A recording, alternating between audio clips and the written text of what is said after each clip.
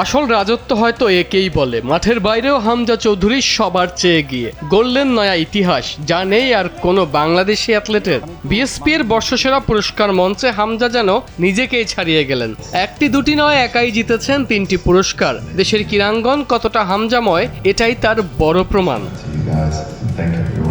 প্রথমত তিনি জিতে নিয়েছেন দেশের খেলাধুলা জগতের সবচেয়ে মর্যাদাপূর্ণ স্বীকৃতি, বর্ষসেরা ক্রীড়াবিদের মুকুট। দ্বিতীয়ত, কোটি ভক্তের ভালোবাসায় সিক্ত হয়ে ঘরে তুলেছেন পপুলার চয়েস অ্যাওয়ার্ড। আর তৃতীয়ত, নিজের চেনা আঙ্গিনায় শ্রেষ্ঠত্ব বজায় রেখে জিতে নিয়েছেন বর্ষসেরা ফুটবলারের পুরস্কার।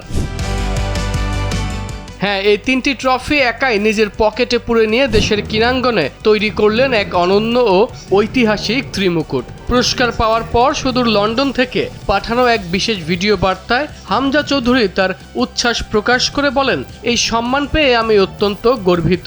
আমার পরিবার, কোচ, সতীর্থ এবং সমর্থকদেরকে জানাই আন্তরিক ধন্যবাদ। অন্যদিকে সাফজয়ী নারী ফুটবল দলের অদম্য তারকা ঋতুপর্ণা চাকমা নির্বাচিত হয়েছেন বর্ষসেরা নারী ফুটবলার। আর ডাগআউটে বসে চমৎকার মাস্টার প্ল্যান সাজিয়ে সেরা কোচের পুরস্কারটি নিজের করে নিয়েছেন পিটার বাটলার।